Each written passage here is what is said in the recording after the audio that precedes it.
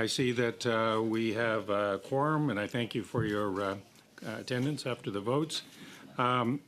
Colleagues, our first hour is devoted to our witness, Laurie Ogilvie, and I'm anticipating doing some work with the committee on the second hour. I take note that there's 3 motions that are potentially debatable today. If you could, before you introduce your motion, I'd ask you to do the courtesy to the clerk and to the chair by waiting until the clerk and the chair advise you as to what is on the agenda currently with the committee, so that when we have a debate about the motions, if we have debate about the motions, at least be informed by what our commitments are at this point. And also our opportunities are at this point. So if you could do that as a courtesy, the clerk works very hard to try and get us all together. And I just wanted to offer an apology, which might even be sincere, that so unlike me, that's right. As you know, I hate to cancel meetings, but I've had to cancel 2 in a row. The last one was we had witnesses lined up on Thursday afternoon, and by Friday afternoon we didn't. So we had no ability to replace the witnesses. And the one before that, I think, was votes, wasn't it? That's right. We ran out of time on the votes, so that went sideways as well. So all of which is to say that you know we're starting to run out of runway already in this committee. So in the context of not only the outstanding motions, but also the opportunities and scheduling issues we have, I'll ask you for the courtesy of sharing with you what we have at this point. So in the meanwhile, we'll turn to our witness, Ms. Ogilvie, and appreciate your patience and your attendance as well. I'm sure the clerk has briefed you on 5 minutes of presentation, and then after that, members will ask questions. So look forward to what you have to say. Please. Thank you very much, Chair, and good afternoon. My name is Laurie Ogilvie, and I'm the Senior Vice President of Military Family Services. Thank you for this invitation back to address this committee. As I've mentioned in previous appearances, Military Family Services is an operational division of Canadian Forces Morale and Welfare Services. We contribute to the well-being of Canadian Armed Forces community directly through the Military Family Services Program, the Veteran Family Program, and support our troops. Family-centric programs and services are delivered directly by Military Family Services or through not-for-profit, provincially incorporated charitable non-defense organizations, namely Military Family Resource Centers. In addressing the topic for today around housing and relocation, I can only speak to the relocation supports that are provided through the Military Family Services Program. While Canadian research findings suggest the majority of military families are supported and resilient within a healthy Canadian Armed Forces community, relocation is a challenge faced by military families more than most Canadians. It is estimated that around 10,000 families relocate every year, and the average posting duration is about 3 to 5 years. We have analyzed extensive research into issues facing military families, and these include frequent absences of the Canadian Armed Forces member, transitions through the military journey, and of course, why I'm here today, relocations. In 2020, the Military Family Services Program was modernized to reflect a more contemporary understanding of the composition of families and their needs. In doing so, emphasis was placed on going beyond the 3 known military lifestyle challenges to include 3 familial or personal challenges, namely mental wellness, financial health, and interpersonal connection. When a Canadian Armed Forces member relocates, families can be impacted financially and often feel disconnected from their established social support networks. Today, we deliver programming for military families in the areas of relocation preparedness, financial resilience, personal and family health, and community involvement. To do so, we engage with and steward Military Family Resource Centres in Canada for the delivery of the Military Family Services Program, including service outlets in Europe, the United States, rest of the world, tailored programming for our special operations families, and a virtual Military Family Resource Centre. Some programming examples include emergency family care assistance, mental health counseling in person and virtually, family and intimate partner violence support, a 24/7 crisis and referral line, emergency grants and loans, telemedicine, children and youth mental health counseling, augmented educational supports and counseling, employment initiatives, extended outreach to remote families, and non-clinical psychosocial supports. Beyond direct delivery, Military Family Services engages with national stakeholders to expand our capacity to access to services to enhance family resilience throughout relocation.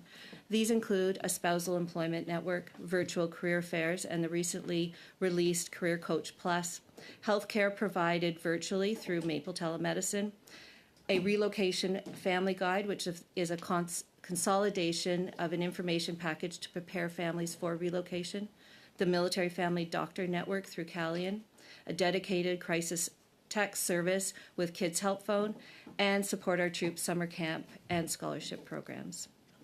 Although a number of initiatives have been put in place over the past few years to provide more robust support to military families, the reality is that several of the most significant challenges military families face as a result of frequent relocations are beyond the control and jurisdiction of the Department of National Defense and the federal government. For example, the transferability of professional credentials, access to childcare and healthcare, and children's educational continuity, to name a few, remain of great concerns for military families when relocating. My organization works closely with Seamless Canada to raise awareness of the provinces and territories of the unique challenges military families face, especially when relocating. Families often need additional support accessing community and provincial systems of care to develop their resilience in order to manage the transition inherent with Canadian Armed Forces operational requirements. We work to leverage all resources, especially as they continually evolve and improve their innovative support programs. Thank you very much for your time, and I look forward to answering your questions. Thank you very much. We'll go to the 6-minute round. Ms. Gallant, 6 minutes. Oh, Ms. Cramp-Newman. I'm looking at the wrong side. There we go. Okay. Thank you. Please. Thank you. And thank you, Ms. Ogilvie, for being here today. I think it's no question that there are unique and intense challenges that our military families are facing. So I'll have a number of questions, and we'll try and get through them as expeditiously as we can in the nature of time. Have you been hearing from CAF members about the government's PLD, CFHD, PPLD changes to the housing benefit with regards to the post-living differential, et cetera? And how has this affected members, both those starting off in their careers and those in the middle to later stages of their careers? So in my role, I do not hear from members around any of those items. What we have conducted in the past is research around military families, around the impact of relocation on the military families themselves, and those do not get raised to us during the research that we do with families. Do you believe it's realistic for the government to expect that someone starting off in the CAF at 18, for example, making way less than $100,000 a year, is able to afford a house in Halifax or Esquimalt by the age of 25? Again, that's outside of the scope of my responsibility. We do hear from families that during relocation there is a financial strain, especially around seeking and securing accommodations appropriate, and that does impact their interest or their ability to relocate. So the families will go on to an imposed restriction to offset. Okay, thank you. Further to that, are you concerned about the abysmal lack of upfront funding that has been shared for this program, with only $7 million going into CAF housing over the next 5 years and zero funding over the next 2 years? I'm trying to figure out how struggling CAF members can afford to wait 5 years before there's meaningful action on housing. Again, outside of the scope of my responsibility, as housing does not fall anywhere in my portfolio. Okay, you did touch on this. You did touch on this in your opening remarks, and we've heard numerous times at this committee that one of the biggest quality of life issues facing our troops, especially when they move from area to area, is access to medical care. For example, getting a doctor, and unfortunately, this was very much absent in the DPU. Can you speak to what steps can be taken to ensure that troops moving across provincial boundaries can get timely access to medical care? So I cannot speak to military members accessing healthcare. I can speak to families accessing healthcare during relocation, which is why we introduced the telemedicine service for relocating military families. We've had over the past in last year there was over 7,300 patients that access the telemedicine. So that is providing a level of support so military families can reestablish or establish healthcare when they move to a new community. Excellent, thank you. And additionally, one thing that the DPU did mention was access to childcare. You mentioned this in your opening remarks as well. Do you have any concerns that access to childcare may fall victim to the same issue facing interprovincially relocated troops that are currently experiencing with medical care? And what can we do to avoid these same mistakes from happening again? As I mentioned in my remarks, there is a number of concerns or a number of situations that face military families because of going through different provincial jurisdictions that are outside of the scope of a Department of National Defense and outside of the scope of the federal government. What we try to do in Military Family Services is put programs in place to be able to support the families within the communities that they're moving to. For example, with childcare, we work closely with the Military Family Resource Centers, who do provide in some communities childcare for military families. As well, we provide support. So we have a product called Emergency Family Care Assistance, where a family, if they are in need of child care, they can come to us and we'll provide either support or we'll provide funding to offset an emergency that they may be having around child care. Perfect. Next, do you track or are you able to estimate approximately how many CAF members or their families have used food banks in the last year? No, I do not have any of that information. I'm sorry. No, that's a staggering number. We're hearing it every day. There's different reports and different testimonies of people accessing and needing to use food banks, not just military members themselves, but their families, and it's extraordinarily disturbing. Next, aside from digitizing medical records, what other steps can be taken to improve the quality, efficacy, and efficiency of medical care being delivered to our troops and their families? Again, I can't speak to medical care access or provision to military members. Family members are receiving their medical care in the provincial system of care. So we don't have any, again, jurisdiction over the medical care provided to families in the provincial system. What we try to do is provide those bridges for families as they're relocating to new jurisdictions to access services. Okay, thank you. Could you speak to how the lack of CAF members and families is administered related trades is affecting its ability for the CAF to effectively administer and deliver program under bodies such as yours? Because I recognize that the military families, you do a tremendous amount of work, and obviously we're grateful for that. But if you could speak to that, that'd be appreciated. Again, I can't speak to the lack of Canadian Armed Forces members. What I can speak to is the engagement with military families as they're moving across the country and the supports that we're providing and what we're hearing back from them on what their needs are and our continued evolution of the programming to support what the modern military family looks like versus what the military family looked like 25 years ago. Yeah, and it certainly has changed. Thank you. Thank you, Ms. Nyman. Mr. Collins, 6 minutes. Thanks, Mr. Chair, and thanks, Ms. Ogilvie, for attending today. Brigadier General Tattersall was here, and she talked about the challenges that members face in terms of relocating and some of the stresses that it places on members and their families. And so it's not just an issue of availability and affordability of housing, but there are all other kinds of spinning plates, so to speak, that follow our members in terms of what they do with their personal vehicle, what are they doing in terms of selling their house. And so there's the housing checklist that you referenced there, which I was very impressed with that in terms of trying to assist members. But we're looking for recommendations here today in terms of how to improve the situation. How do we make that process less stressful for our members in terms of it's not just about budgets, it's about policies, it's about finding partners to help in that process. Can you provide recommendations in that regard in terms of how we make it less stressful?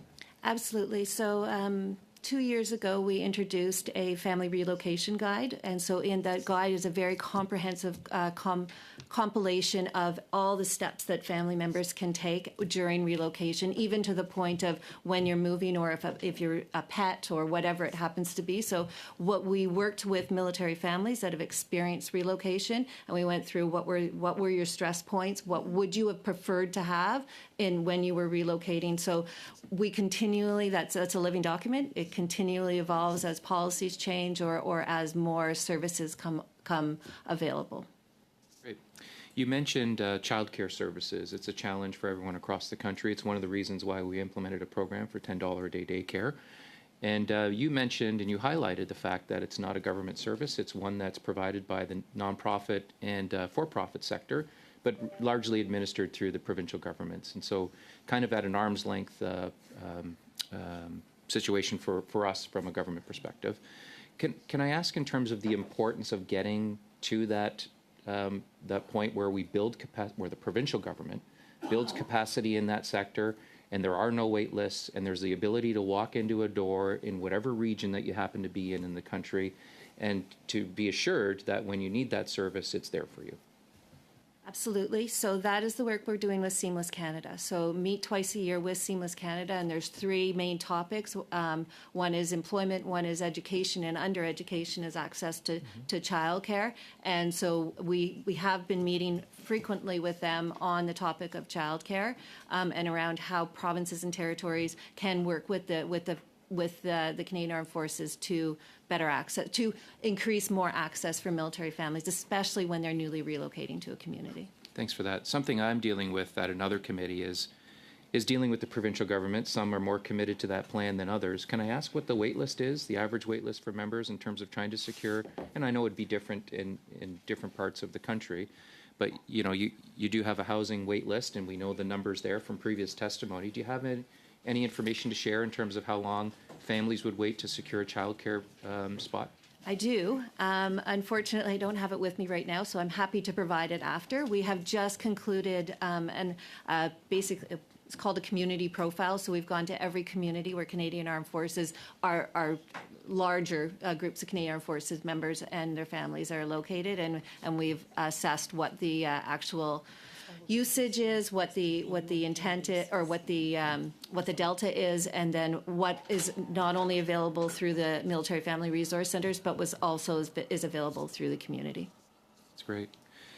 I'll switch gears to the relocation process at Brookfield, and so you know, we've heard some previous testimony in terms of how that process works, and we had a representative here, if memory serves me right, from the company, and I asked the question in terms of do you undertake client satisfaction surveys after the move, and their answer was no. And so do you feel that would be useful in terms of gauging the success of that service that we offer to members and their families? And do you have any recommendations around how we can improve the services that they provide to members, knowing that it can be a bit of a touchy subject with those who've utilized it? So we conduct, I can't speak on behalf of Brookfield, but what I can say is that the relocation study that we conducted in 2018, we had almost 700 respondents to that survey, and through that survey we were able to develop the relocation guide. So I find that what the work that we do, and I can only speak on behalf of my organization, is that getting the feedback from the actual users to then improve the services going forward is an incredibly helpful step. Okay. Mr. Chair, one more minute.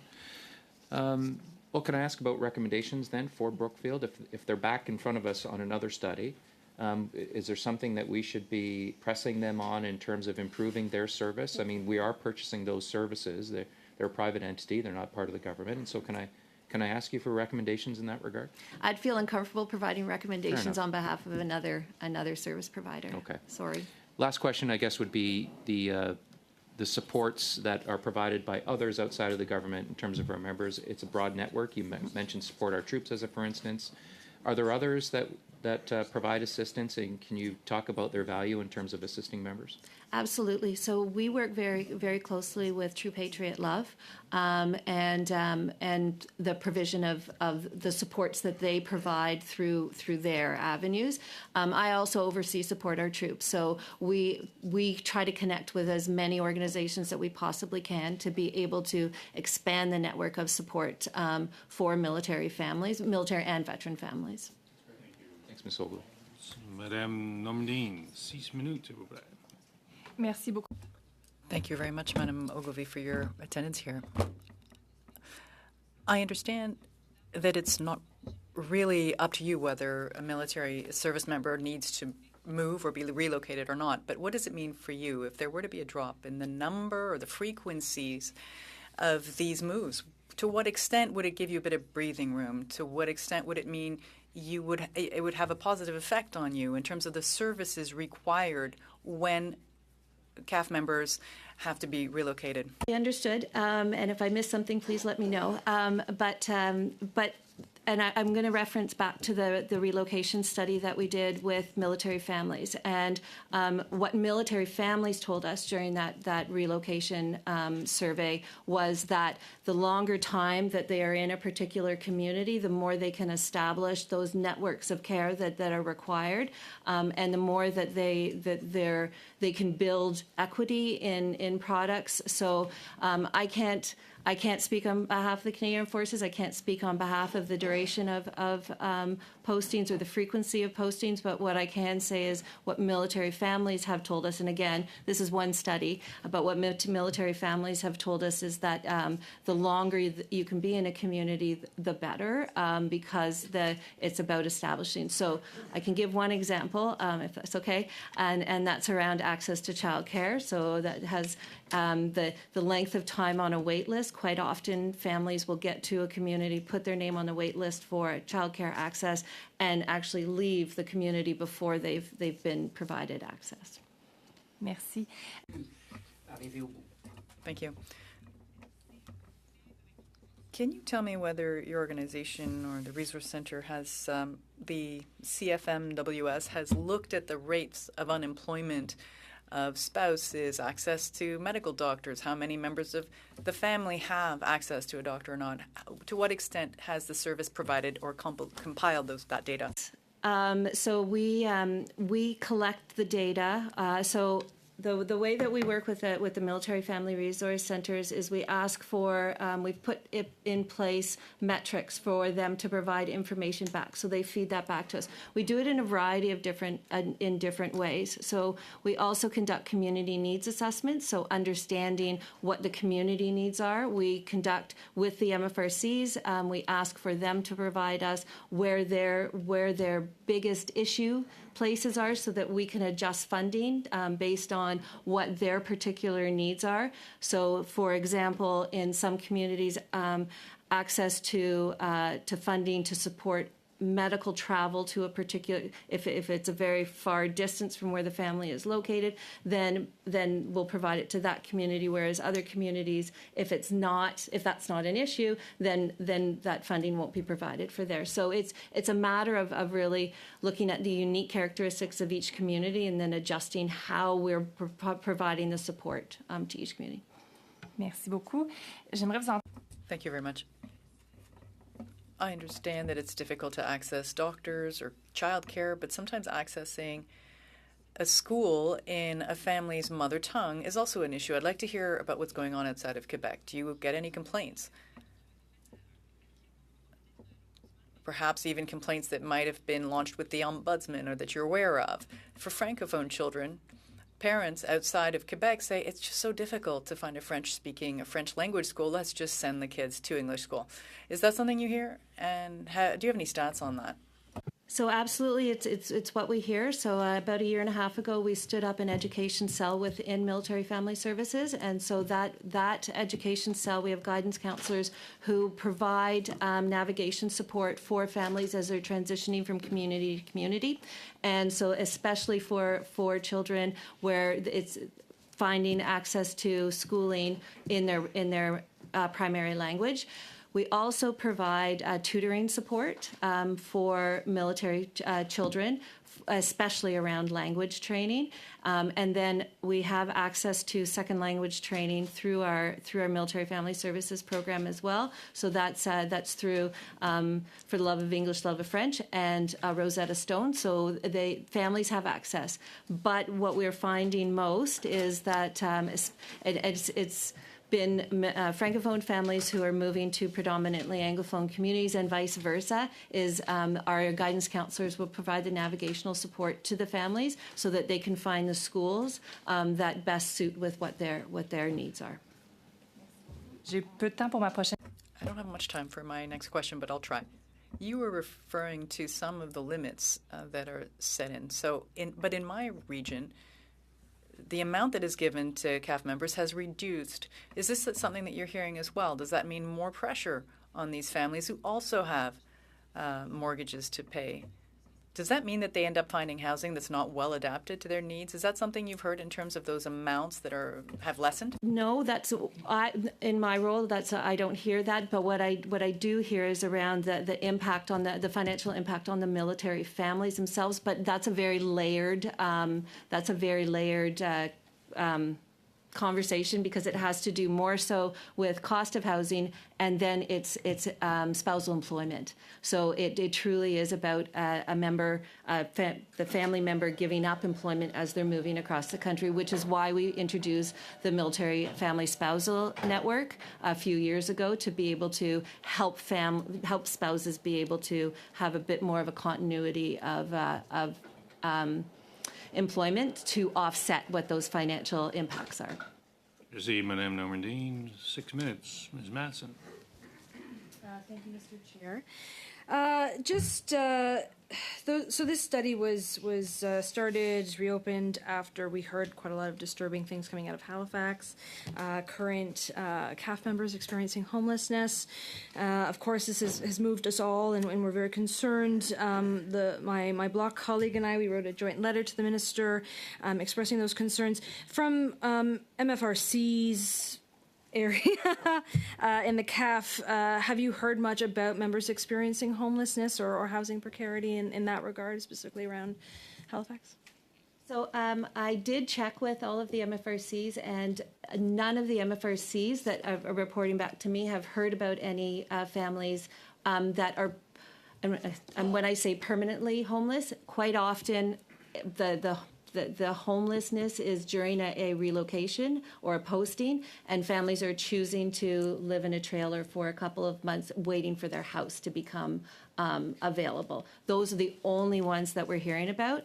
Now, where families are in any kind of financial distress, then they come to support our troops, and then we're able to provide loans or grants to those families experience, perhaps because of a relocation, if there's a loss and sale of their home or whatever it happens to be, then we endeavor as much as possible to offset that, and in whatever but based on the individual situation that the family's in right there. So no, I haven't heard any homeless families whatsoever, but it would be the choice of the family to choose to, for example, live in a trailer for a month while they're waiting for the house to become available. Okay. Obviously, a lot goes into the well-being of a family, well-being of a CAF member. Just around this table, we've talked about healthcare, childcare, education. One of the things that for the services that are provided for military families and members on base is around fitness training, the facilities on base.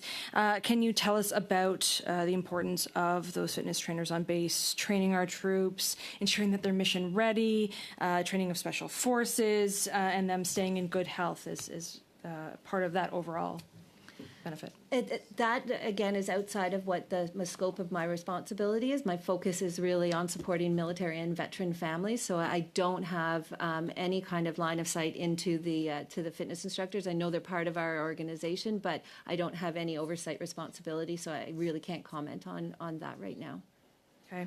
One of my concerns around this is, of course, that in terms of, and you spoke to it yourself as well, that support, that spousal network, the support for military family members to work on base, and the importance of that as they may deal with problems with employment and movement. However, why I bring up fitness trainers is because they are often paid 37 to 63% less than fitness trainers performing similar duties to, say, the RCMP, who provides a very, very similar service. So I wanted to know what the justification for CFMWS was to pay significantly less to those fitness trainers. And again, I can't answer that because I'm not part of the compensation decisions within my organization. Have you heard that that's causing issues, however? I've heard that it's causing issues, but I'm not part of any of the discussions related to compensation. Okay, and how have you heard that greatly impacts families, the family members of CAF members and CAF members themselves? The fitness instructors? The not being paid fair wages. I don't have, so within my portfolio, because we work with the Military Family Resource Centers for the delivery of all the services to military families, and the MFRCs as a separate employer for staff of the non-public funds, I don't have any kind of responsibility or oversight into the support for the wages for military families. I know 14% of our workforce is military spouses. I do not receive any information or any feedback on what the rate of pay is. What we do is we work very closely within the military spousal employment network to help military family members receive or link to employment that would provide more opportunity for higher wages or for career advancement. And so, like just yesterday and today, we hosted virtual career fairs where we had hundreds of military families attend, or military spouses attend, seeking employment with the employers that were there. CFMWS is always one of the employers at those virtual career fairs as well. Mm-hmm. Well, it is certainly important. However, the fact that, and I'm glad that you referenced the non-public fund workers, they have been on strike for 3 months, demanding exactly that increase in wages, fair treatment at the bargaining table. And in fact, on March 26th, my bloc colleague and I, we sent a joint letter to the Minister of National Defence expressing that solidarity with non-public fund workers. And I have moved a motion in this committee on that, which I would like to call for today. And I don't know if I have to read it back into the record again, Mr. Chair. I'm quite happy to do so. That's why I gave the caution at the beginning of the meeting, which was if we could do this as an orderly fashion, yours plus 3 other motions are properly before the committee. Mm-hmm. And I don't need, my view is that we should be respectful of the witness, mm-hmm. and then because her time is quite precious, and we should fulfill one more round of questions, and then we'll go to motions, because I think all the motions before us are important motions. Well, I think that it's within order, so I would like to move that motion. You can move it. I'm just talking in terms of orderliness and respect for colleagues and respect for witnesses. But yeah, it's well, and I have waited there. It was supposed to happen a couple meetings ago. So respectfully, those workers have been waiting quite a long time. Efficiently, I'll be very interested in that. Well, I do hope so, and I know that many of us around this table are very supportive. So I would like to move my motion for the CFMWS workers. There's nothing I can do to stop you moving your motion. It's been tabled, and it's in order. So. Yes, Madame Lalonde. With all due respect, Mr. Chair, is there a way that we could just read the motion, just to be on record, to make sure we agree on the language? But if you read it, then I'd have to open it up for debate. Yeah. It's the same. So read it into the record, and we'll go. I just don't want to waste. No. She's just moved the motion, so it's. Yeah, but I think for the purposes of public understanding, from my understanding, we should at least have it read into the record so that we hear Again? it. Okay.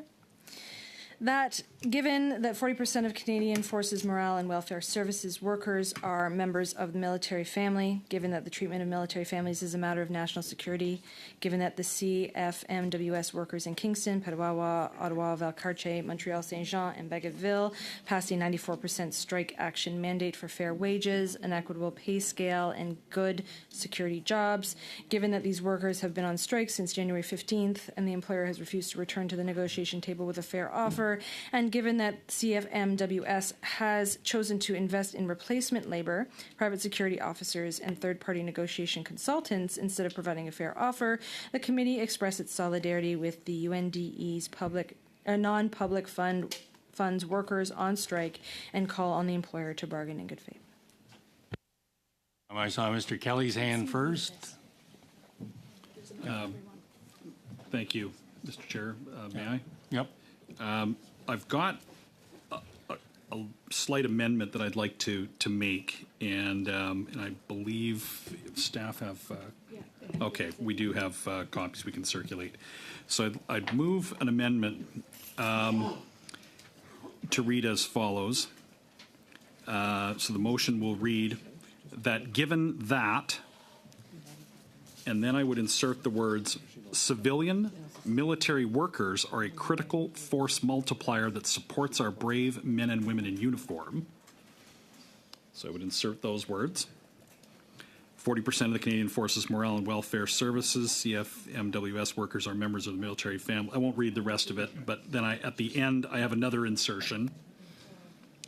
In the final phrase where it says the committee express its solidarity with the UNDE's non-public funds workers on strike and call on delete the word employer and substitute Minister of Defense to and insert come to the table, bring an end to this strike, and then leave the words bargain in good faith and add the words with our civilian military workers. Okay, that's the motion is in order. The debate, any other debate? Ms. Lalonde. Actually, I would like just to ask for suspension, just to actually read and discuss with my colleague. We want to suspend? All right. So we'll suspend for 2 minutes? Okay.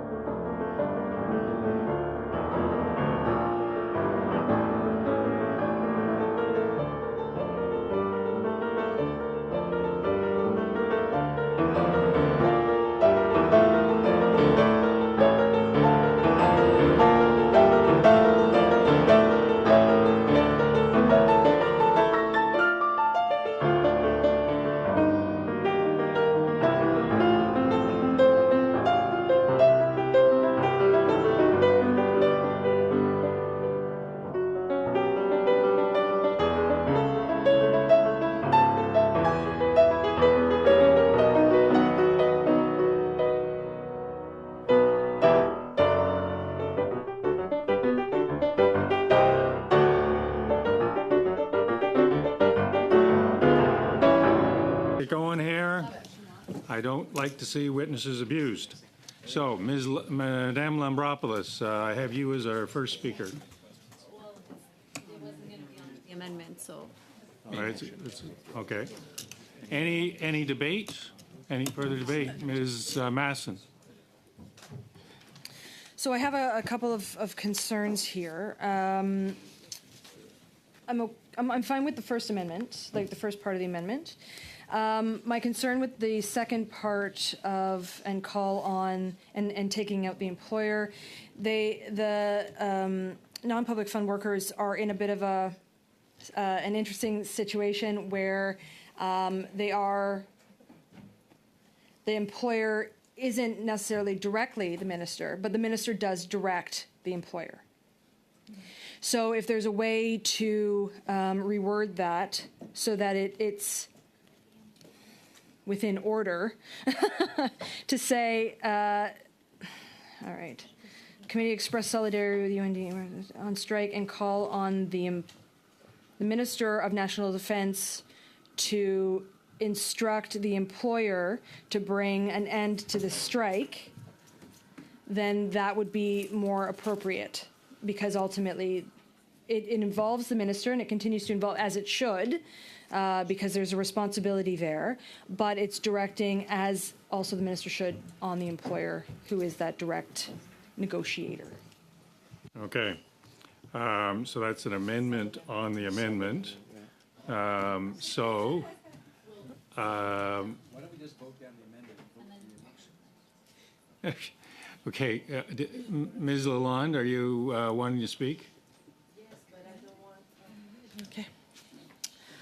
Mr. Chair, I was wondering if we could, like I say, for me to argue or to debate languages for a long time, and our wonderful witness was here. Finally, we had a witness to this table that we could all listen to her recommendation on something that my understanding was very important also, which is the housing study that we're trying to push forward. I'm just wondering how comfortable. I'm aware, and I think every member here, when they ask a question in the House, the minister did mention that he had spoke with both sides. So is there a way that we could, we call on both sides to come to the table? So we're not singling a minister, or so we're just sort of generalizing call on both sides. Is there a way that we could do this? And I don't see a lot of will here. So there's the motion, there's the amendment, and there's an amendment to the amendment, and there's nothing else at this point. Is there any other debate? Seeing none, the first vote is on the sub-amendment, which is Minister of National Defense to instruct the employer. Have I got that correct? Yep. Okay. Minister of National Defense to instruct the employer. Okay, ready for the vote? Mm-hmm. We'll just do a hand vote? Yeah. Those in favor? Those opposed? Motion, sub-amendment passes. Now we're on the amendment as amended. Okay? So do I need to read into the record the amendment as amended, or does everybody understand what we're voting on? I'm seeing heads sort of nodding. No. You don't understand? I really would like clarification, and maybe we could just read the entire motion as the presented amendment, please. Okay. Mr. Clerk, you can do it, or I can do it. I'm happy to do it, Mr. Chair. I think this is why you get the big money. I think. Yeah. So, It's I think for the everything in. for the ease of everyone, I'm going to read the full motion with the amendments included, including the sub-amendment that we've just agreed to. So, the motion would read that, given that civilian military workers are a critical force multiplier that supports our brave men and women in uniform, 40% of Canadian Forces Morale and Welfare Services, CFMWS, workers are members of a military family. Given that the treatment of military families is a matter of national security, given that the CFMWS workers in Kingston, Petawawa, Ottawa, Valcartier, Montreal Saint-Jean, and Bagotville passed a 94% strike action mandate for fair wages, an equitable pay scale, and good security jobs. Given that these workers have been on strike since January 15th and the employer has refused to return to the negotiation table with a fair offer, and given that the CFMWS have chosen to invest in replacement labor, private security officers, and third-party negotiation consultants instead of providing a fair offer, the committee expresses its solidarity with the UNDE's non-public funds workers on strike and call on the Minister of National Defence to instruct the employer to come to the table, bring an end to this strike, and bargain in good faith with our civilian military workers. Any debate?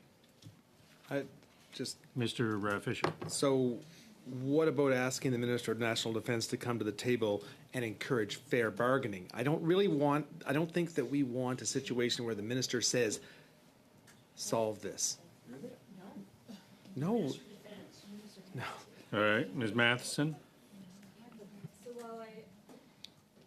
So while I appreciate that, Ms. Lalonde actually said to not have the minister come to the table. This instructs, this has the minister instructing the employer to come to the table to bargain fairly. So you're actually contradicting. That's not the wording that I heard, though, to come to the table and work towards a fair bargaining agreement. No, it's to bring an end to the strike. To bargain in good faith. To bargain in good faith and to encourage both sides to work towards that is, I think, language that I could live with, but I don't think that the wording as it sits right now is something that... Okay. Any other debate? Okay, the vote. Mr. Fillmore. I wonder, Ms. Matheson, beg your pardon. I wonder if Ms. Matheson could tell the fellow committee members in what way Mr. Kelly's amendments improve her intent, and we could just go through those one at a time, maybe, and understand why we're fussing around with this amendment. So, Ms. Matheson, do you want to respond to that, or if there's anybody else? So while I'm sure Mr. Kelly could talk about it himself, it's my belief that, yes, the employer is the direct negotiator, which was why I asked for that sub-amendment change. But ultimately, at the end of the day, the minister is responsible for those employees. And they fall under the minister's purview. So he is responsible, and I'm sure Mr. Kelly could add to that if he wishes. So, do I still have the floor, Mr. Chair? Well, then, yeah, I'll switch to Mr. Kelly. For example, Mr. Kelly, in the very first, your first highlighted yellow section here, you've inserted civilian military workers, a long sentence there, where later in that same stanza, CFMWS are referenced. It just seems, well, it doesn't seem redundant, it is redundant. And maybe you could help us to understand what the intention of that particular part of your amendment is. I think the amendments all pretty much speak for themselves, and I wasn't planning to debate this at length. I'm prepared to just allow this to go to a vote and let the chips fall where they may. If he doesn't like the amendment, he's welcome to vote against it, and we'll vote for it unamended. But the point is, just as Ms. Matheson had said, that the Minister of Defence is the ultimate person responsible and should be named in this motion, and that's why I had proposed that amendment. If he thinks that the first part of the amendment again is redundant, or if he doesn't agree with that portion of the sentence, he's also welcome to vote against it on that basis. But that's the reason why we added. We believe that civilian military workers are a critical force multiplier and should be recognized in this motion. And we think that the Minister of Defence is ultimately responsible for this, for the fact that we have this this dispute and his failure to solve it in the time that's already passed. Any other commentary? Mr. Fillmore? No, thank you, Mr. Chair. Ms. Lalonde? Mr. Chair, I was wondering if we could possibly consider a language change to the word. If you're So, going to change the language, it's an amendment. So I would like to propose an amendment, Okay. a small amendment first, to see how my colleagues would feel. If instead of to instruct, we would say to encourage. We already voted on this amendment initially, but it's still in order to change, to put in effect as a sub-amendment on the sub-amendment to encouraged. Have you moved that? Are you moving that, Ms. Lalonde? She did. Yes, I am. Any debate on that point? Those in favor? Those opposed? Fails. So we're back to the sub-amendment of the amendment. No, we've done we've done the sub-amendment. We're just on your amendment. Yes. Yes, as amended. Okay. Mr. Chair, out of respect to the witness, might it be prudent of us to excuse her if she We has? might get back to her. Yeah? We might get back. Oh, good. Okay, good. So we can carry on. I do wish members had thought about their concern about the witness before we started this. Not that the chair mentioned that at the beginning of the meeting. Anyways, we are at the point of no further debate on the sub-amendment. Am I correct? In which case, we are asking for a vote. Those in favor of the sub-amendment? It's the amendment. The amendment to the amendment.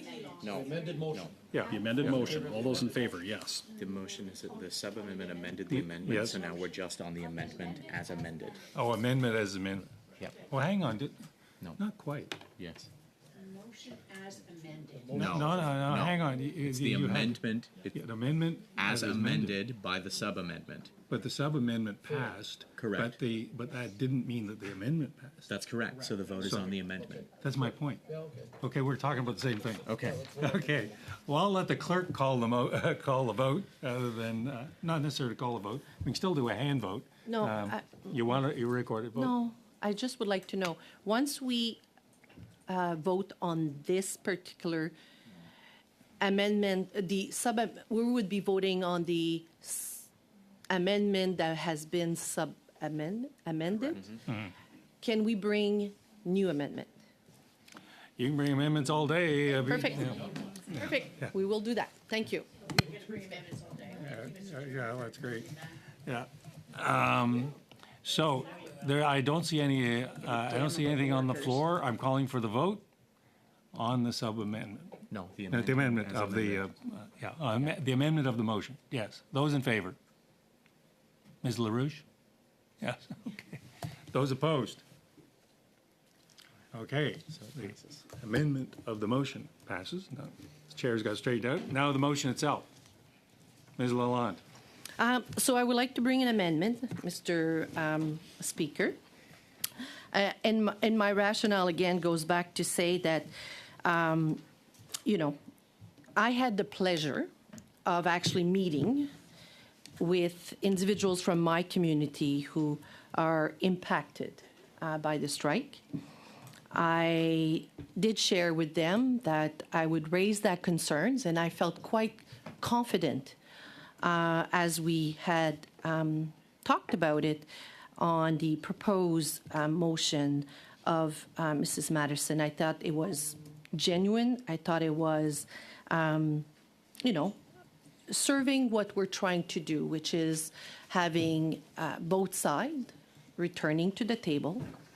I know that the minister did meet with both sides. And for me, the language would be important because as we determine negotiation, it is on the privy of, for sure, the government would give a mandate to go and negotiate at the table. I understand that. I am not disputing that. But I have somewhat of a situation in terms of how we're sort of suggesting the instruct word. And I say this generally speaking. You know, negotiation comes because we have people come to the table. Both party has to be doing this in good faith. Both party wants to find resolution. And as I said to the people that I have the pleasure of representing as the MP of Orléans, I did say that I was completely in support of Mrs. Madison's motion and that I believe that we need to go back to the table and negotiate in good faith. So my question would be, as I would reflect on the language that I think would still do what we're trying to do, which is, as a committee member, acknowledge our support, our true support for those men and women who have been on strike for many and too many days, realistically speaking. But at the same time, I want to see if we could find a way, and as I mentioned, again, if we could find a way to change the language from instruct to encourage. And I do believe that that's a way that we would preserve somewhat the rationale as to the going forward. So, Mr. Chair, with this thought, I just wanted to see if we could suspend for a few minutes again, just to reflect Point of on order. how we could go forward. Before I speak to the point of order, we've already voted on the first suggestion, so that's. Your mic's not on. That's not in order. And as to the, and then I can move to you, okay. I've already made my point, okay, so unless you have, Okay, so then I will bring an amendment, Mr. Speaker, Mr. Chair. So my amendment will be to say that, I don't have my glasses. This is why it's being a challenging few minutes, and I apologize to my member. I would like to. I would say that I'm just trying to see, to encourage them to bargain in good faith and come to a fair resolution. So I just want to see where I would strike, and that's why I was asking for my little pause, just to make sure that I can see. And I'm sorry to my wonderful member here. I did forget my glasses at home, so everything in front of me is a little bit blurry. So are we? Can you just give me a second just to suspend so I can write my words so I can make sense here, Mr. Speaker, because I really don't see my sheets, and I apologize for that. I won't suspend, but I will hold for 30 seconds while you write it out so that we all know what we're talking about.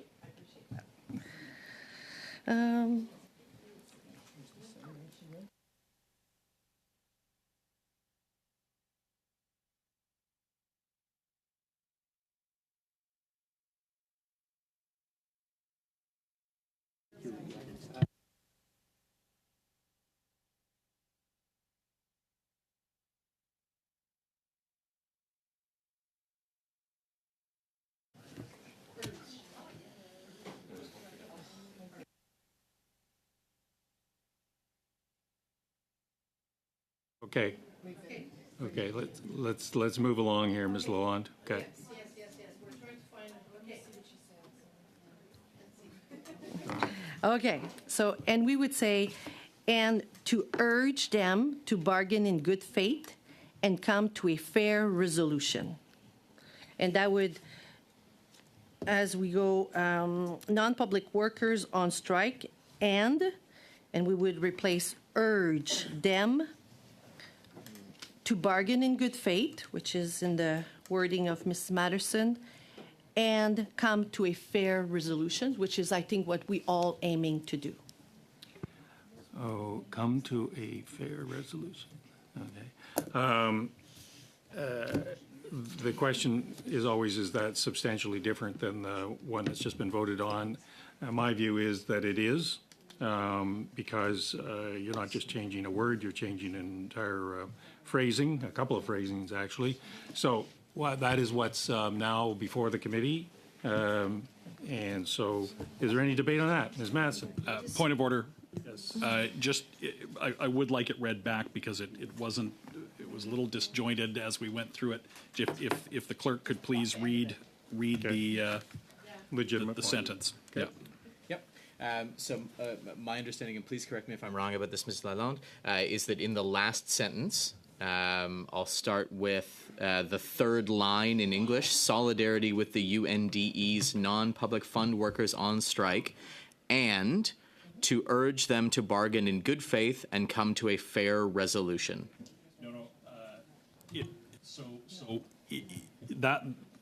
That was, I didn't hear her in making the amendment. I thought she was starting the amendment after the amendment that we made that included the Minister of National Defense. But if she is in fact deleting that, then I'm thinking the clerk has not got it right.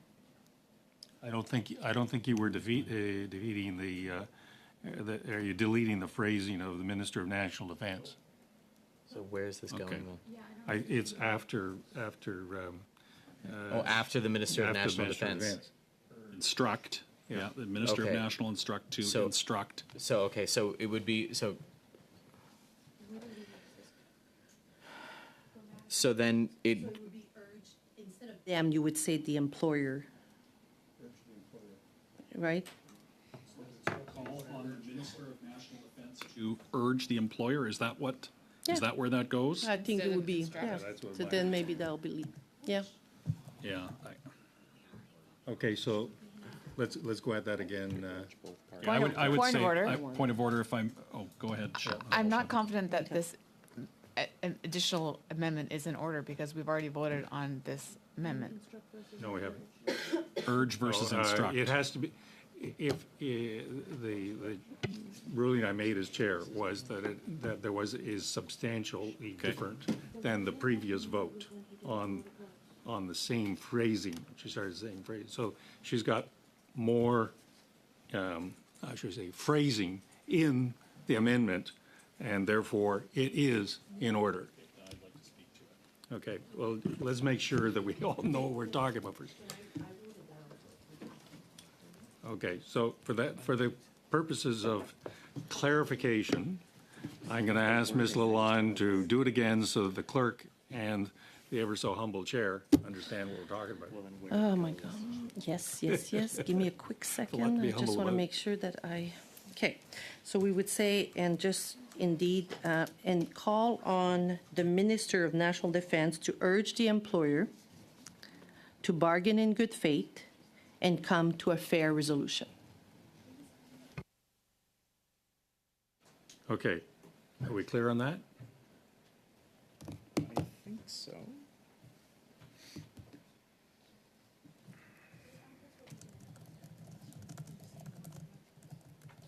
So, apologies.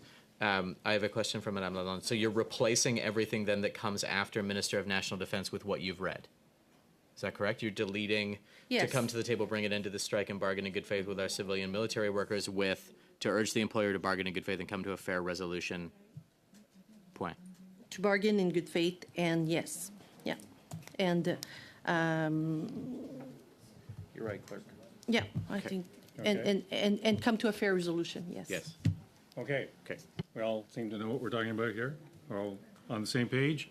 I saw Mr. Kelly's hand up first. Well, I'm sorry, you're right, I apologize. Mr. Fisher was first. Thank you very much. I just, and I say this to Ms. Matheson. When I heard about this motion, I was super supportive, and as we were, all of us on this side, we were super supportive, because we believe that the best deals are made at the table. But asking a minister to interfere with collective bargaining, I think, sets a precedent. What happens if there's a change of government? You've got a government that doesn't believe in collective bargaining. Do you want that minister then sitting down and instructing one way or the other?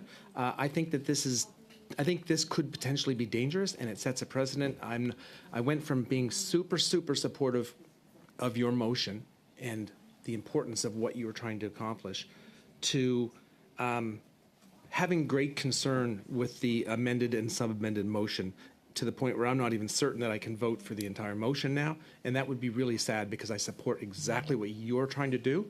I just don't support the interference. Having a minister encourage returning to the table, having a minister encourage both sides to come together for a collective bargaining, a fair bargaining agreement, is exactly what I think you wanted to accomplish. But I honestly feel that having a minister interfere in this is not a good precedence for us to start. I would simply say to Mr. Fisher, he's welcome to vote against it if he doesn't agree with the principle here that that we hold the Minister of National Defence responsible for that which is his responsibility as minister.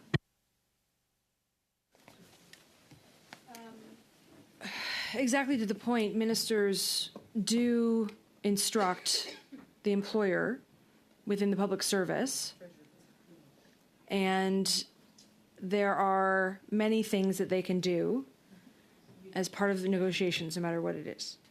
I would be sad if everyone didn't support this. But let's be honest, these people have been on strike for 3 months. Things have been they've undergone quite a lot of intimidation. They have not received a lot of respect on the picket line. It has been very, very difficult for already underpaid workers who are doing incredible work. We haven't seen any movement. The minister has already urged or encouraged, and we haven't seen any movement. It is incumbent upon us, as I know we all agree, to push harder. And that's what I'm asking. We can't continue to hope that this will all work out without further pushing and a stronger stance on this. And the workers in those positions deserve that. Any other debate? Seeing none, is there any other debate? Can we ask for 2 more minutes suspension? No. No, You don't get to determine, I asked the chair. No, you know what, Mr. Speaker, and you know what? So, out of respect for what we're doing here today, actually, I do care. I really care about these workers. And it's interesting that we're debating this while we had a very good solution, and we would have not have wasted, again, a witness time.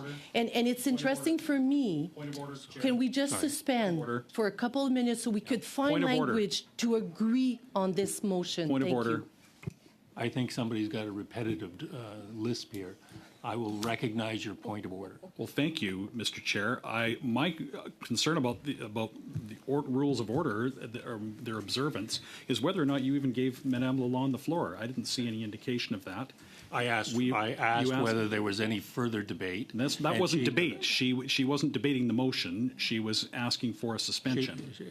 And Ira denied the suspension. Okay, then we move on to whoever is next in debate. I have so much help on this committee. It's just amazing. The rules matter, it's such Chair. a useful. Chair, the rules matter. Yeah. And they do. And I'm adhering to them. Ms. Gallant, would you like to intervene on this point of order? I would, well, I wanted to speak to the motion that was before us. So we're still on debate then. Okay, because, Okay. So the Yes. point is that, here we are. We are probably, as a nation, as a world, closer to the edge of war than we have been since Afghanistan. The threat is high from several different angles, and our military has seen the greatest attrition it has in decades, and we are talking about whether or not to instruct the minister to require them to actually negotiate so that the people who are serving the military are actually getting maybe at least a little more above minimum wage. They're taking care of the kids because both parents work. Some of the spouses are having to stay home. So the military guys are, instead of doing what they're supposed to be doing, are taking care of the kids, and they're leaving the military because they just can't afford to live on one income. So let's cut to the chase here and think about what's important overall, why the people need to be supported, get them to the table, get a fair negotiation, a fair wage, and some job security across the board. So let's just get on with this instead of pinching pennies and splitting hairs. Ms. Lalonde. Actually, Mr. Speaker, I rarely say this, but Mrs. Galland's absolutely right in the sense that, you know what? This is a non-binding motion. You know what? We wasted valuable time for our witness. And I know it was part of my responsibility to bring my glasses to work today. But at the same time, we had an agreement on a motion that we collectively, I think, could have all passed. So this is a non-binding motion, and that's fair. Let's proceed. Okay, any other debate? Call the vote. So that we know what we're calling the vote on, I will defer to my esteemed clerk. So the question is on the amendment as proposed by Madame Lalonde to remove everything after the words Minister of National Defense with, and I quote, to urge the employer to bargain in good faith and come to a fair resolution, end quote. Okay, those in favor of the amendment?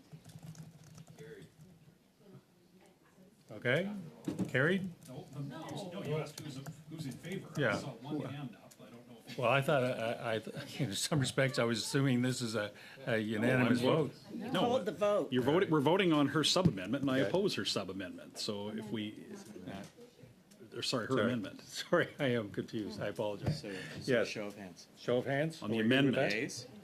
Those in favor of this amendment? Those opposed? Yes. Defeated. Okay. Now the main Now motion. Now we're Yes. clear. Yes, now the motion.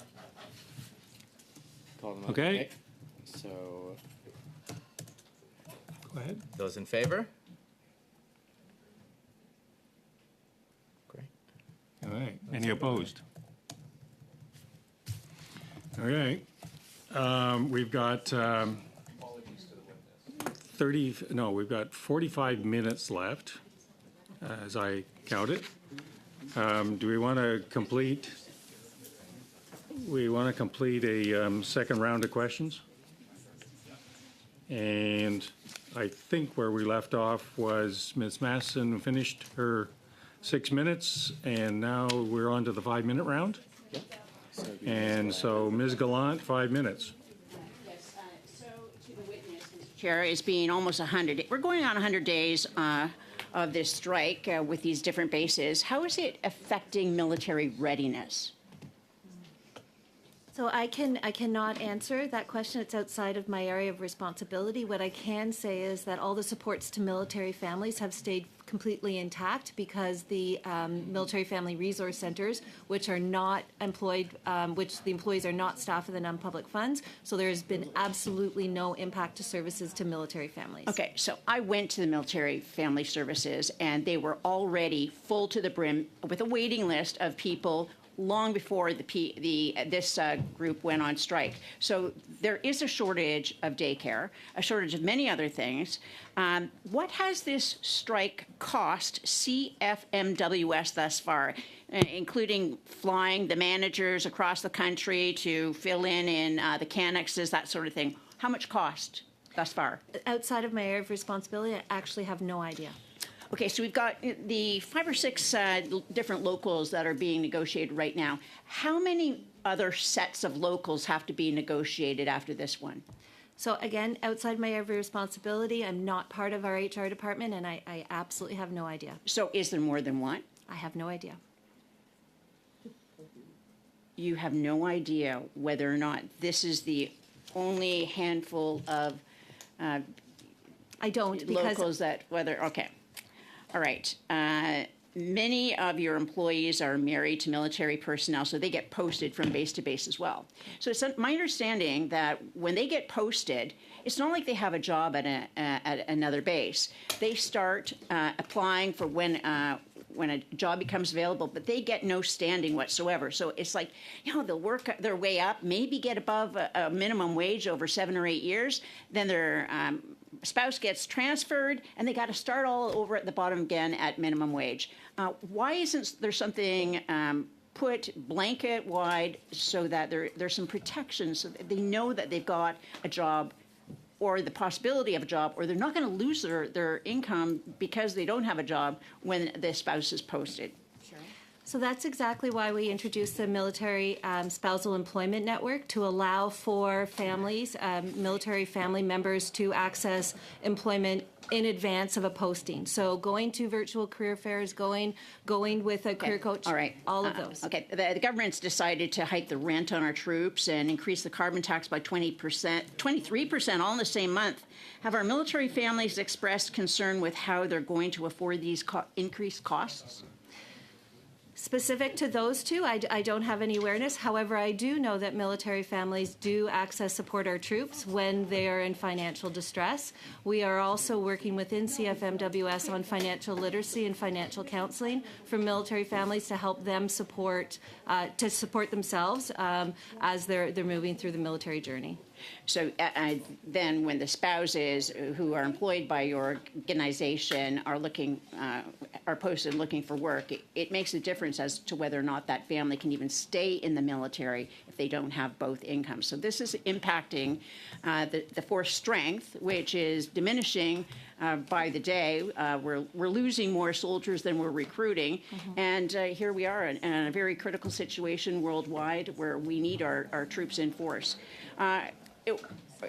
With respect to the housing, I actually was door knocking on Saturday, and I was in Petawawa, and there were some empty homes. So I looked online to see what they were worth, and they're about $500,000 starting. Now, when you look at an individual who's married and who's a lower rank, how important do you think it is that the employees have that opportunity for the job? But before you answer that, I'd like to have Mr. Bazan ask a question. So I'm giving my last minute to Mr. I was going to keep on going. Okay. I just walked in, but thank you, and I want to thank your witness for being here. I do want to move a motion, though, that I gave notice on Monday for, that given that January 2023, Canada announced it would donate a National Advanced Surface-to-Air Missile System, NASAM, to Ukraine worth $406 million. On April 11th, 2023, then Defense Minister NDDN said the NASAM was en route to Ukraine, and that the NASAMs have not yet been delivered to Ukraine. Therefore, that the committee invite the Minister of National Defense to provide a briefing on the current status of the NASAM for Ukraine within 14 days. I will speak to that motion. So, as we know, Mr. Chair, Minister Nand made that statement on April 11th, 2023. That was 12 months ago tomorrow. We know that in January 2023, the government promised to send the NASAM to help with air defense in Ukraine. Here we are, 15 months since that time, and Ukraine is fighting for its life.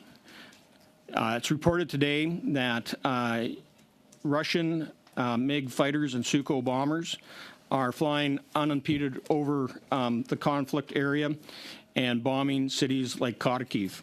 And it is unfortunate that we may be witnessing Kharkiv being razed to the ground the same way the Russians pounded Mariupol.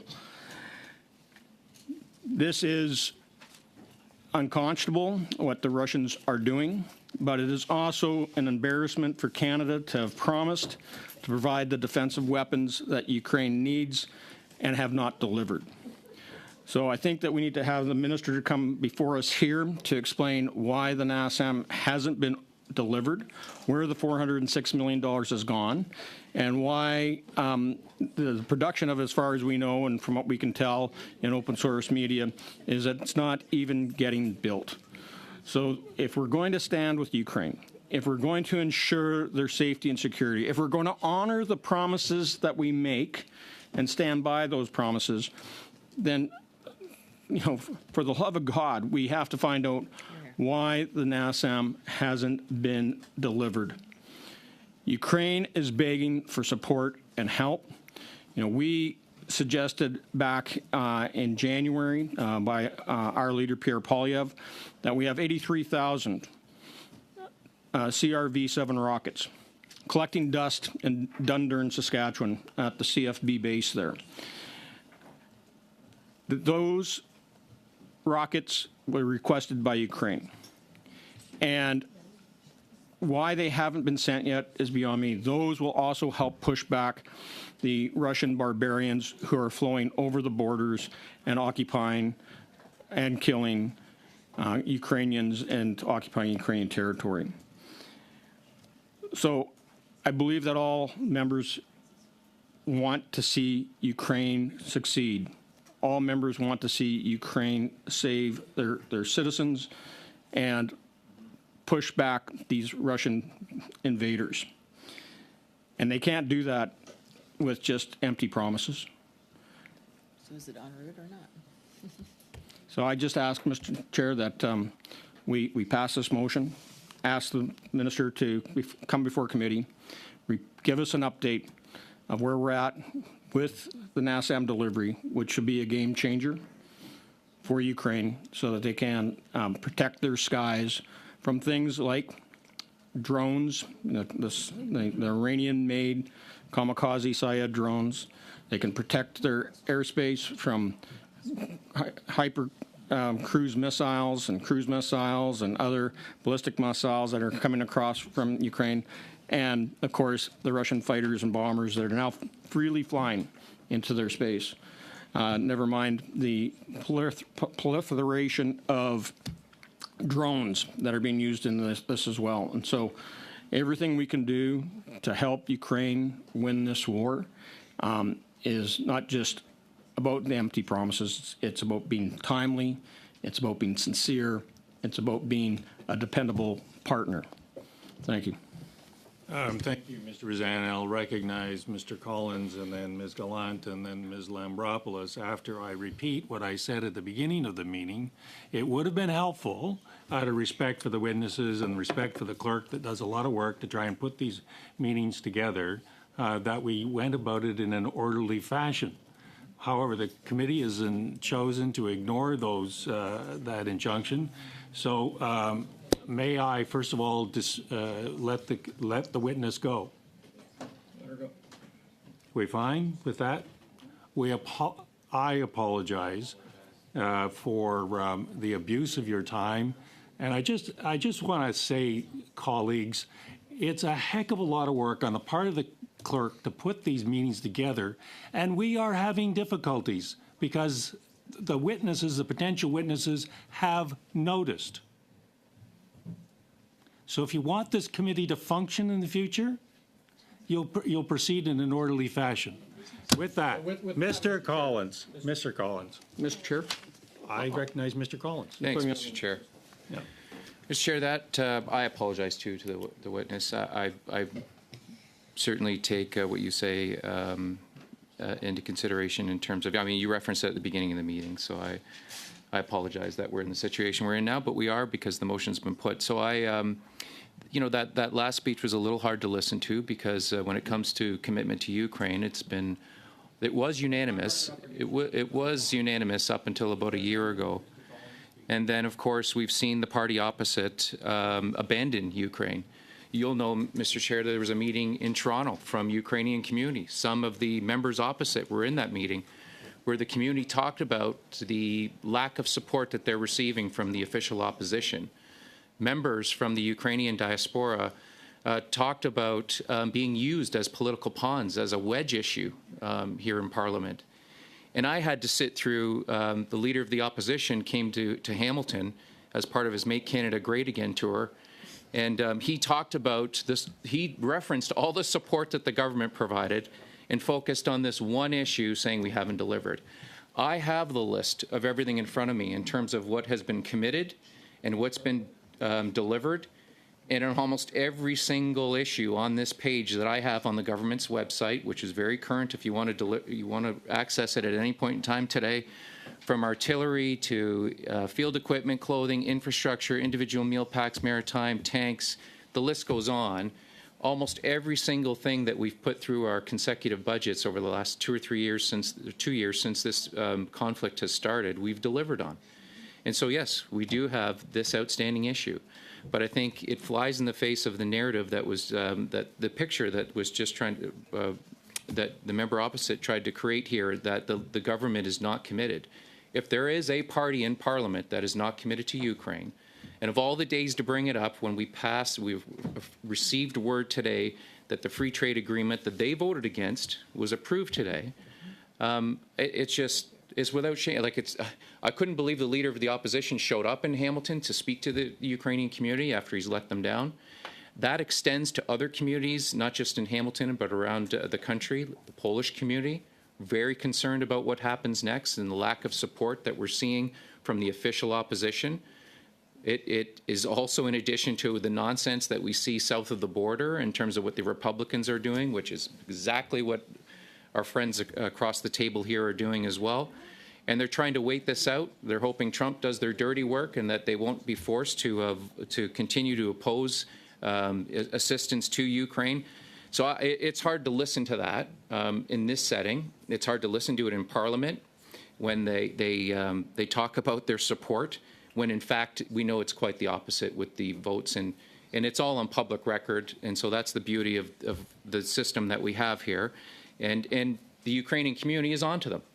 The fact they had that meeting in Toronto and had to call them out in a private meeting, which ended up being recorded, I think is proof and point in terms of where the Ukrainian community is. And I thank the other parties for their continued support because it should be unanimous, and unfortunately it isn't. So to the motion, Mr. Chair, I think that the last part of this in terms of within 14 days is unreasonable, and so I would move an amendment to strike that. And I would also seek the committee's concurrence in terms of looking at revising the first part of this in terms of getting an update on what we have approved in our budgets and what has been delivered and what's outstanding. There may be something in addition to what Mr. Bazan has referenced here today in his motion that is outstanding, and I'd like to know what those other items are. But I think telling one side of the story without the other as it relates to what we've invested in terms of supporting Ukraine and highlighting here at the committee when they made their way overseas, have they been utilized, what's outstanding, and of course we have our budget that's going to be released next week, and so we can add to that list. So I'm not going to belabor the point, but I think that we need to, at a minimum, remove the 14 days, and I would seek to propose an amendment that is all-encompassing, that shows everything that's on the table as it relates to Ukraine support, and then we can have the debate when the minister comes and talk about what parties are there for Ukraine and which ones are not. Just before I recognize Ms. Gallant, within 14 days, a deletion is clearly in order as an amendment, but the overall, yeah, it has to be kind of framed rather than just. No, we can deal with the 14 days, and I'll come back with wording on the first part. Okay. So there's an amendment on the floor at this point, but Ms. Gallant has the floor. I wanted to speak in favor of the motion.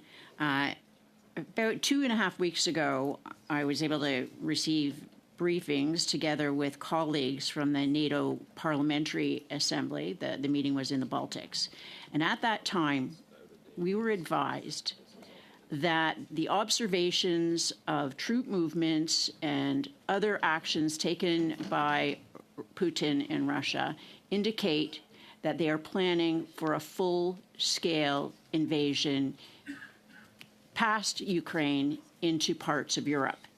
Now, if that happens, the other parts of Europe are NATO members, and we're all well-versed with Article 5.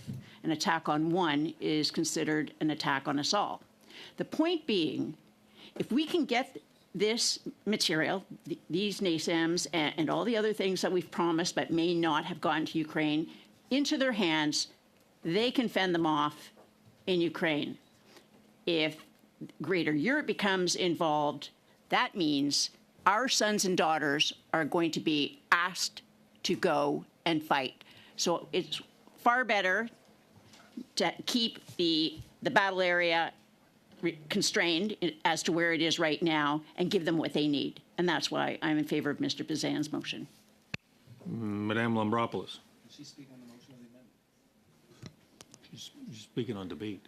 I guess it was more of a point of. We'll vote on talking about the whole thing. Go ahead. Sorry. It was more of a point of order to let the witness go, but you already did that. So I'm good. Okay. Mr. Bazan. So first, Mr. Chair, just want to comment on your statement. We could have had a meeting on Monday. We didn't have any witnesses. We could have dealt with all these motions at that point in time. To go and blame those that are moving these motions from multiple parties today is your job is to direct traffic. It's not there to chastise those of us who have serious issues that we believe that we should be talking about. Usually you only have a witness sit at the end of this table for 1 hour, not 2 hours, and to only have one witness show up today, I think is disappointing, to say the least, because we have serious studies that we want to do, and we need to have substantive discussions with witnesses on this, and to have only one witness here for 2 hours was not a good use of everyone's time compared to how you usually manage a meeting. As a Ukrainian, I take personal offense with Mr. Collins' comments. For him to get up on his soapbox and try to suggest stuff like that I don't support Ukraine or conservatives don't support Ukraine is playing right into the hands of Putin himself. And so, I think Mr. Collins should take great measure in the words that he uses instead of being hyper-partisan all the time. I can also say this, that one thing Liberals have delivered is detonators for Russian landmines. They've delivered gas turbines for Russian pipelines to put money into Putin's war machine. They've delivered avionics for Russian drones, the Syed kamikaze drones that are being used to kill Ukrainians today. Now, they've delivered all those. I can tell you what they haven't delivered. They haven't delivered the NASAMS, as I said, which we promised back on January 10th. November 24th, 2022, they promised 11,000 assault rifles and machine guns with 9 million rounds of small arms ammunition. Not delivered. They promised September 22nd, 2022, 35 high-resolution drone cameras valued at $76 million. Nowhere in sight. June 10th, 2023, 10,105 artillery ammunition and 250 A-7 air defense missiles. Not delivered. September 22nd, 2023, announced Canada will expand its aid by adding 50 more Canadian armoured vehicles worth about $480 million from London, Ontario. And I can tell you that JDLS and Armatech have no signed contracts to deliver those armoured vehicles. There's $25,000 million worth of winter clothing promised back on October 11th, and 11,000 or 2,000 female uniforms. Not delivered. Guess what? Winter's over. I guess they don't need them now till next winter. They also just promised on October 11th, 76 millimeter naval ammunition, 227 1,000-pound aircraft bombs, 955 155 artillery smoke rounds, 2,000 mortar smoke rounds, and 22,600 gas masks. These were all promised right after President Zelensky was here. Not delivered. And again, Minister Blair keeps talking about increasing production of 155 artillery shells. We have not increased the production of howitzer shells in this country by 1 iota. And this war has been going on now for over 2 years. I'm not surprised that Mr. Collins and the Liberals want to delay the report from the minister on where the NASAM is at. I'm sure that department officials can give them an update in 14 minutes, not 14 days. And meanwhile, Ukraine sits and languishes with daily attacks upon them by the Russian barbarians. And for us to sit here and say 14 days is too quick, especially knowing that we're only here for this week and next week, and we know that the minister canceled from appearing at committee for supplementary estimates, I believe it is time for him to appear to explain to us why the NASAM hasn't been delivered, and I'm more than happy to go through this litany of stuff that wasn't delivered that right now represents over 60% of the value of promises made to Ukraine and remain unfulfilled. Mr. Bazan actually did make the point that I wanted to add, because I don't want to prolong this. I hope that we can go to a vote. I'll leave it at that. There's one amendment that's properly before the committee. Those in, sorry? Yeah, okay.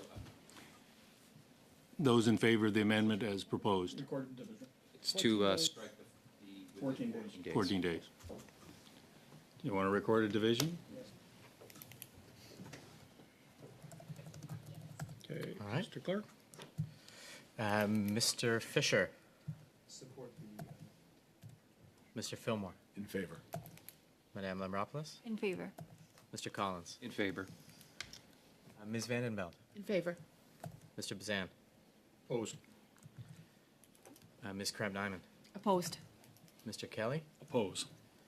Ms. Gallant. Opposed. Madame Normandin. Oh. And Ms. Matheson. In favor. Motion, amendment passes. Now, do we want to go to the main motion? Mr. Collins? Yeah, I would propose another motion, and it's back to the issue that I raised in terms of being all-encompassing, and I would say that I would replace the first part, and that it would read that given that Canada has committed $4 billion in military assistance to Ukraine, that the committee receive a comprehensive update on all military support provided to Ukraine, including the NASAMS issue that Mr. Bazan raised today. And that leaves it wide open for us to ask questions about what has not been delivered on and what has been delivered on. So I put that for the committee's consideration. Okay. I'm just going to try and get the wording clear here. Given that $4 billion. That Canada has committed $4 billion in military assistance to Ukraine, that the committee receive a comprehensive update on all military support provided to Ukraine, including the NASAM issue, or I would just leave it at including NASAM. And where does that fit in to the substance of the motion? Where do you put that? It's in the first part. So then it would read, given that. It would say, given that, so I'm keeping that. Yeah. I would strike in January 2023, and I would keep Canada, and then I would remove the remaining part, and so it would read, given that Canada has committed $4 billion in military assistance to Ukraine, that the committee receive a comprehensive update on all military support provided to Ukraine, including NASAMS. That's it. Leave it at that. Yeah. Yeah, that's a pretty substantial change. Well, I would say that it leaves that issue on the table, and it allows us to ask questions on the critique that you heard today. Is that we haven't delivered to Ukraine. That's the theme of the motion, which coming from where it's coming from is, again, it's really hard to listen to. And you can pretend that you're there to support Ukraine, but everything they're doing is in line with what's happening in the United States. We're seeing this conservative alt-right movement in terms of those who seek to undermine Ukraine. And so my motion, Mr. Chair, is beyond just the NASAMS issue. Yeah. Amendment. Yeah. Mr. Kelly has a point of order. Well, my point of order is that the motion is not in order. It deletes almost the entire substance of the original motion. It deletes that the committee invite the Minister of Defense. It deletes those words. It deletes the specific concern about the discrepancy between the announcement, wherein the minister said that the NASAMS were en route to Ukraine, a demonstrably false statement by that minister on April 11th. So the motion can't gut and remove everything of substance except for the words including NASAMS. So I urge you to find this out of order. It is clearly out of order. I think you are right. Mr. Chair, it is out of order. I wasn't taking sorry, I don't know if you have a speaker's list, but I wasn't taking the last part out. I was revising the first paragraph there. So my intent is to keep the minister. Okay, so I'm getting contradictory signals. I thought that and I thought that you were pretty well deleting everything else in the motion. No, I deleted within 14 days as part of the second, if you want Yeah, to call that a that- paragraph, it's a sentence. And then I said I had a motion on the first paragraph, and I've given you that motion, or sorry, an amendment. Yeah, okay. The amendment has to, is the amendment leaving the substance of the motion in place? That's the question. Okay, so I think both the clerk and I misunderstood that. Okay, so. Can you read what we think think before, if we know it's an order or not? Let us try to read the motion back to you, and I'll call upon my ever so competent clerk to see whether we've got this correct, and then you can decide whether it's in order or it's not in order. As I had understood it, and I think Mr. Kelly understood it, it was not in order. Sorry, Mr. Collins, do you have a written copy of, like, I would need to see it in order to be able to read it back? Yeah, I can give you that in a second in terms of, I've scribbled here and then Sure. I read it out verbally, so. Yeah,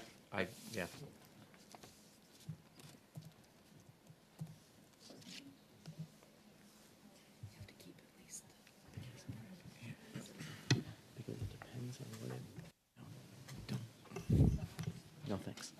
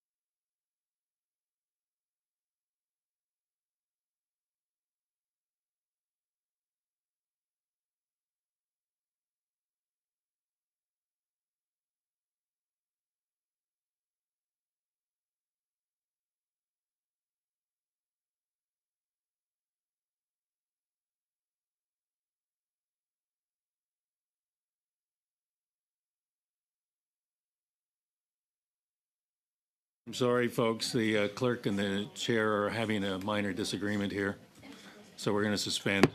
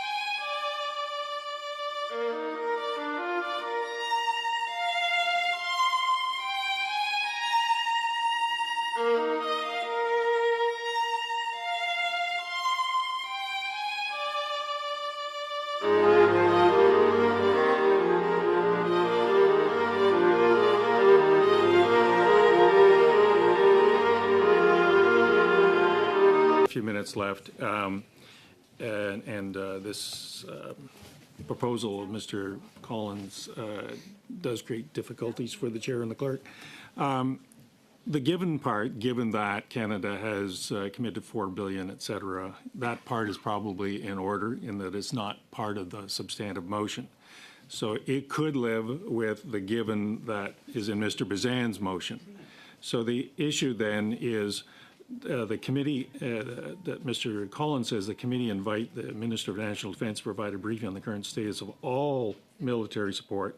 In my view, changes the substance of Mr. Bazan's motion quite dramatically, so that it's a far more expanded idea than just simply a briefing on NAMS. So in my view, regrettably, I think that is not in order. Thank you. So with the time left, can we have a vote? On the motion as amended. The motion as amended with the 14 days removed. Any other debate? Ms. Madison? In the attempt to maybe come to a place where we could find consensus, I'll give it a shot. And now I don't have the text of what Mr. Collins wrote because it's only been read out. right? So is there any way to keep to say, yes, there are many things that the government has in fact delivered. Yes, we would like a comprehensive list of what that is. Yes, we would like to talk about all of that with the minister. However, this specifically, and as is laid out by the Conservative motion, states that much of it, or this specific thing, has not been delivered. And then it would be that the committee invite the minister to provide a briefing on the current status of the NASAMS for Ukraine and all other forms of aid. And then it's a combination of both, in the best will we could possibly find. It's more or less the same thing. Yeah. Mr. Kelly wants Yeah. to speak on it then. Yeah. Mr. Kelly. Right. If you're continuing with debate and not making a specific ruling on that, I'll just simply say that you would have exactly the same problem with what Ms. Matheson is proposing. It changed the character of the motion entirely. Yeah, I tend to agree that it broadens the scope out of existence. You can expand the scope a little bit and add, but this goes quite substantively beyond the original motion. So, any other debate? Okay, seeing none, the vote is on the original motion as amended, deleting the 14 days. Recorded. Whoa, there's nothing, none of the chat stuff? None of chat stuff, no. Okay, recorded, please. Go ahead. Thank you. So the motion as amended, so the removal of the within 14 days. Mr. Fisher? Yes. Mr. Fillmore? In favor. Ms. Lambropoulos? In favor. Mr. Collins? Yes. Ms. Vandenbeld? In favor. Mr. Bazan? In favor. Ms. Kramp-Nyman? In favor. Mr. Kelly? In favor. Ms. Gallant? In favor. Madame Normandin? Oui. Ms. Matheson? Yes. There you go. 11. Okay. 11 to 0. Okay, don't need to count that. Okay, well, I do have to get through one thing, and that I need a motion for $3,750 for the study budget of consulting services. Mr. Bazan moved it in a cooperative spirit, I'm sure, and Mr. Collins seconded it, also in a cooperative spirit. I thank them for their cooperation. I don't think I need to call for a vote, but I'm assuming everybody is voting in favor of that $3,750 budget, correct? Okay. Now, the other things that I wanted to get to in an orderly fashion and was not able to is that there's an informal meeting of Ukrainian MPs for the 18th of April at 3:30, and there'll be a notice going out to all of you. So that's in the works. And on May the 10th, the Minister of Defense for Germany, Boris Pistorius, will be here. That's the Friday before the break week. I doubt that many people are going to stay around, but nevertheless, I'll alert you to that. Do we want to have a meeting with the Minister of Defense for Germany? What time on Friday? We haven't set a time for Friday. He's available Friday morning. And as I say, it's as the chair mentioned, it is the Friday before a break week. So just Pat? Well, I hope that I was going to suggest something of minimal formality. Just that members that their travel schedules would allow for could attend if they wished, but manage expectations, I think, on the other end. We got 3 or 4 people. We're doing well. Yes, that would be my suggestion to you. Yeah. Okay, we'll see what we can do about setting that up, and maybe you could let us know how committed people are.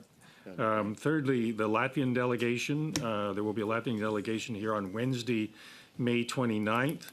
Our suggestion is we devote that our Wednesday meeting to the Latvian delegation. Part of it anyway. At least part of it, yeah. Cheryl? So it's great they're coming, and we can meet with them. but we've had so many of our meetings hijacked already by other situations. Is it possible that we could have a luncheon meeting on that day so that we're not taking away from our current work? We could look into it. I could look into it. Yeah. It's always getting rooms and translation and rooms. That's the issue. Yeah, So I could look into it. we'll look into it. We'll check. And Monday, Minister Blair will be here. Monday. I'll be prepared to talk about NASA. And this is part of the reason I wanted you folks to Sumatran. So Monday, Minister Blair. April 17th, transparency. April 18th, I mentioned to you the Ukrainian MPs. We'd like to start the space defense study on May 29 or April 29th. Yeah. Under which study or rubric is the minister appearing on Monday? We have different topics that the committee has moved to see him. He did not appear because the meeting was canceled at which he would have appeared for the estimates. So we have many questions about the estimates. The proposal is the DPU, to talk about the DPU. So he has asked for a meeting with the committee on the DPU. Yeah. Which I thought was a good opportunity. Okay, I want to thank you for Given clarity. the difficulties of just getting a minister in the same room, I thought this was an opportunity for the committee that no one would object to. Okay, thank you. Okay. Anything else to talk about? 1 hour, 2 hours. Well, we'll have a meeting for 2 hours. It'll be in the usual format, hour for the minister, hour for the officials. Okay? Yes? No? There we go. Meeting adjourned. Before you think of something.